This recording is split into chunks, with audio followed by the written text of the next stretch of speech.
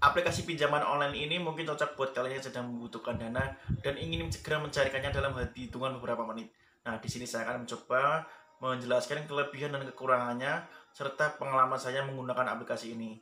Jadi, tonton videonya sampai habis. Oke, langsung kita bahas ya. Jadi, nama aplikasi ini adalah aplikasi Uangmi, aplikasi peer-to-peer lending atau fintech ya, fintech lending ya, yang telah terdaftar di OJK dan memiliki izin resmi ya. Jadi sudah dipastikan ini aman ya. Setelah teman-teman mendownload aplikasi ini, teman-teman langsung register ya. Untuk pendaftarannya sendiri dan persyaratannya menurut gue itu cukup mudah ya teman-teman. Hanya memerlukan data pribadi, KTP, dan nama perusahaan teman-teman bekerja ya, serta kontak darurat. Cuma 3 itu aja teman-teman ya. Teman-teman bisa lihat sendiri di samping ini ya. Itu silahkan teman-teman nanti isi sendiri ya. Setelah proses registrasi berhasil, teman-teman langsung mendapatkan limit ya.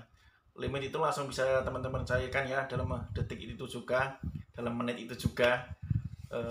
Pengalaman gue dapat langsung limit itu 1 juta ya teman-teman untuk percobaan, dan tenornya pun langsung 3 bulan. Biasanya untuk pinjaman online itu sekelas untuk pemula itu biasanya itu 7 hari, kalau enggak sebulan ya teman-teman. Jarang yang langsung memberikan tenor lama, tapi kalau di Uangmin dia berani memberikan tenor langsung lama ya. Proses pencairan limit akan diproses pada hari kerja ya. Kapan hari kerja? Hari kerja jam 8 pagi sampai jam 8 malam ya. Jadi itu estimasinya teman-teman ya. Anceng-ancengnya ya. Jadi nggak ada ya tengah malam ya teman-teman ngajuin detik itu juga langsung cair, nggak ada ya. Akan diproses pada esok harinya. Setelah proses pencairan limit berhasil, maka dana tersebut langsung akan ditransfer ke nomor rekening yang telah teman-teman daftarkan ya. Jadi berapa Pak yang masuk ke rekening kita? Yang masuk ke rekening itu semuanya teman-teman. Maksudnya jika teman-teman ngajuin 1 juta, maka yang masuk 1 juta ya. Untuk biaya layanan dan bunga akan ditagihkan pada saat jatuh tempo dan pada saat angsuran. Jadi selain teman-teman bisa lihat sendiri samping ini ya. Contohnya ini ada rinciannya sendiri itu, ada dana yang pokok yang teman-teman pinjam dan ada biaya layanan dan bunga ya. Jadi di bawahnya lagi total semuanya itu ya angsurannya teman-teman selama teman-teman yang ajukan ya. Kalau tiga kali atau 3 bulan itu ya segitu ya hitungannya. Jadi menurut teman-teman gimana itu untuk bunganya? Apakah sedang, apakah tinggi, apakah rendah? Kalau teman-teman nanya gue ya, kira-kira bunganya sedang apa tinggi? Kalau gue sedang ya teman-teman, relatif sedang ya, masih wajar ya bunga dalam 3 bulan itu dengan bunga segitu ya. Ada fitur menarik di aplikasi ini jika teman-teman memiliki skor kredit yang bagus dan pembayaran tepat waktu. Untuk fiturnya sendiri namanya skor kredit ya, reward teman-teman ya. Teman-teman bisa lihat sendiri ini ya. Pertama minjam gue itu levelnya basic ya teman-teman, basic. Terus naik ke akun plus ya, untuk sekarang plus ya. Nanti ada tahap lagi akun premium.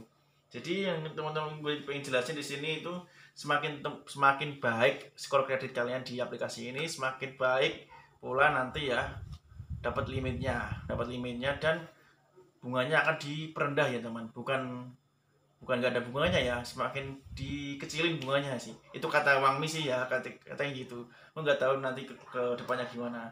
Tapi yang gue rasain itu ya, semakin tinggi pinjaman kalian, maka semakin tinggi pula biaya layanan ya teman-teman. Gue kira itu ya nggak terlalu gede ya biaya layanannya, ternyata itu mengikuti pinjaman teman-teman ya, mengikuti pinjaman. Dan ada satu lagi yang keterangan yang belum gue pahami itu, ada denda pembayaran lebih awal. Nah ini nanti gue cepat pelajari dulu ya, nanti sebelum gue jelasin gue nggak berani berasumsi dulu ya ini. Gue ketahui ini namanya denda pembayaran lebih awal itu gimana ya, apa kita langsung lunasin sekaligus ya. Semisal nih ya, gue pinjam 2 juta ini ya, pinjam 2 juta. Nah kebetulan gue ada duit nih ya, mau ngelunasin sekaligus. Apakah itu namanya denda pembayaran lebih awal? Ya coba gue nanti jelasin di next video ya, apa itu denda pembayaran lebih awal ya. Kali ini cuma ngejelasin pengalaman gue ya selama memakai aplikasi ini ya. Jadi hanya sekedar disclaimer video aja ya. Video ini tidak bertujuan untuk mengajari kalian untuk berhutang apapun itu ya. Tidak mengajarkan kalian untuk berhutang apapun itu. Jadi tujuan sebenarnya gue di sini adalah memberikan informasi ya. Kalau ini loh ada aplikasi pinjaman tanpa jaminan ACC ya, limitnya lumayan, tenornya lumayan lama, namanya Uangmi. Ya siapa tahu teman-teman lagi kesusahan, butuh dana cepet ya, gue pengen butuh dana tapi minjem siapa ya. Nah di sini gue berperan membantu menginformasikan kalian ya, ada pinjaman ya tanpa jaminan, pinjaman online. Dan teman-teman juga harus pahami ya resikonya apa gimana kalau teman-teman gagal bayar apa gimana nanti ya.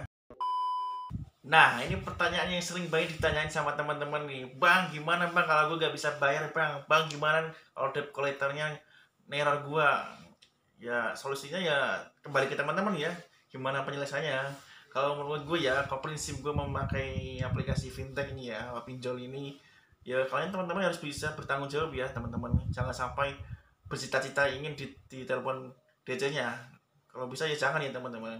Kalaupun telat sehari 2 hari oke lah teman-teman ya, tapi kalau teman-teman meminjam terus sengaja nggak mau membayar ya itu nanti efeknya ke teman-teman ya nanti ya, bukan cuma diurusan sama DC-nya tapi sama OJK ya teman-teman. Ini yang gue pengen edukasi teman-teman itu, jika kalian meminjam suatu kredit ya, kredit apapun itu, dan ternyata kalian mengalami gagal bayar atau telat-telatan, maka data tersebut akan diinput ke OJK. Nah, imbasnya apa? Imbasnya teman-teman nanti minjam ngajuin lagi, misal pengen ngambil motor, maka urusannya sama OJK ya teman-teman, sama BI checking ya. Biasanya sih gitu ya. Kalau BI checkingnya teman-teman bagus, ya pasti ACC ya ngambil apapun itu ya. Tapi kalau BI checkingnya teman-teman itu jelek, maka yang dipastikan akan dipersulit atau susah ya. Jadi please teman-teman ya, kalau meminjam apapun ya itu usahakan ada etikat untuk mengembalikan atau membayar ya, jangan sampai tidak membayarnya, karena itu namanya kurang ajar ya. Sudah dikasih bantuan, dipinjemin duit tapi nggak mau membalikin, itu kan namanya apa teman-teman ya. Ya belum aja urusannya sama di akhirat. Nah, dengan informasi tersebut semoga teman-teman bisa terbantu dengan informasi ini ya. Apalagi masa-masa sekarang, masa PPKM, di mana-mana PHK, di mana-mana dirumahkan ya.